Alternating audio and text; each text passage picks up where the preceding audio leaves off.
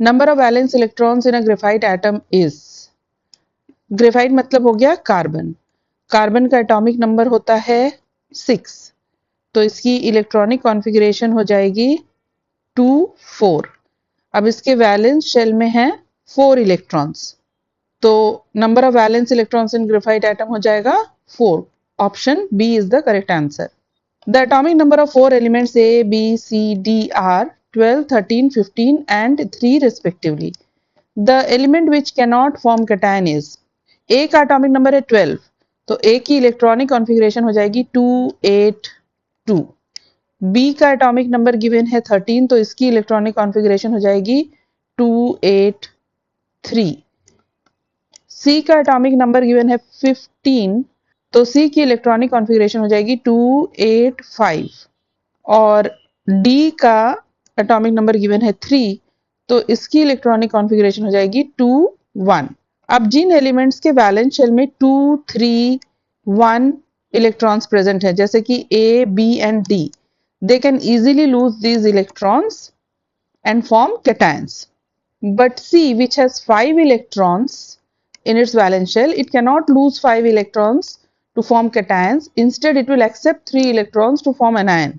So the answer to this question will be option C, that is element C. Element C will not be able to form cation. The number of valence electrons in a sulfide ion is, sulphur का atomic number है 16, तो इसका electronic configuration हो जाएगा 2 8 6।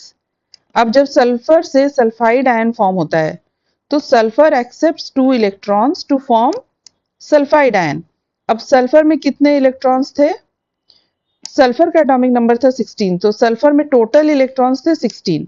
अब जब इसमें 2 electrons add हुए टू फॉर्म सल्फाइड आयन, तो सल्फाइड आयन में टोटल इलेक्ट्रॉन्स हो गए 18। तो सल्फाइड आयन का कॉन्फ़िगरेशन अगर हम लिखेंगे तो ये हो जाएगा 2 8 8।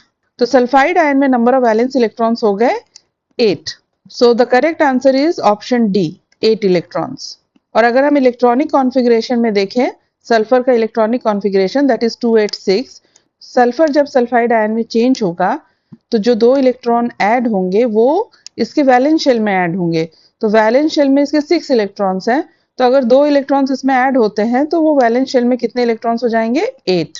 So correct option is option D, 8। For an element Z is equals to 9, the valency of element will be, तो Z का इलेक्ट्रॉनिक कॉन्फ़िगरेशन अगर लिखेंगे तो ये हो जाएगा 2 7। तो जब 5 और मोर देन 5 इलेक्ट्रॉन्स होते हैं वैलेंस शेल में, तो उसकी वैलेंसी हम फाइंड आउट करते हैं 8 minus number of electrons in the valence shell, that is 8 minus 7 which is equal to 1. तो Z की वैलेंसी हो जाएगी 1, so option C is the correct answer. 4 elements W, X, Y, Z contain 8, 11, 9 and 17 protons per atom respectively. The element which cannot form an anion is most likely to be. अब जितने protons हैं उतने ही electrons होंगे and same will be its atomic number. तो W का जो electronic configuration है वो हो जाएगा 2 6। X का हो जाएगा इलेक्ट्रॉनिक कॉन्फ़िगरेशन, इसके एटॉमिक नंबर होगा 11, तो ये हो जाएगा 2 8 1। Y का इलेक्ट्रॉनिक कॉन्फ़िगरेशन हो जाएगा 2 7, इसका एटॉमिक नंबर गिवन है 9 एंड Z का इलेक्ट्रॉनिक कॉन्फ़िगरेशन हो जाएगा 2 8 7। नाउ W के वैलेंस शेल में है 6 electrons, so it can accept 2 electrons to complete its octet and it can form anion, तो W तो एनायन फॉर्म करेगा। Y के वैलेंस शेल में है 7 electrons, so it will accept 1 electron to complete its octet and it will change into anion, Y will form anion. Z में भी valence shell में 7 electrons हैं, so it will accept 1 electron to change into anion, so Z forms anion. But this X, it has only 1 electron in its valence shell, so it will lose electron and it will form cation. So X is the element which will not form anion. So correct answer is option B.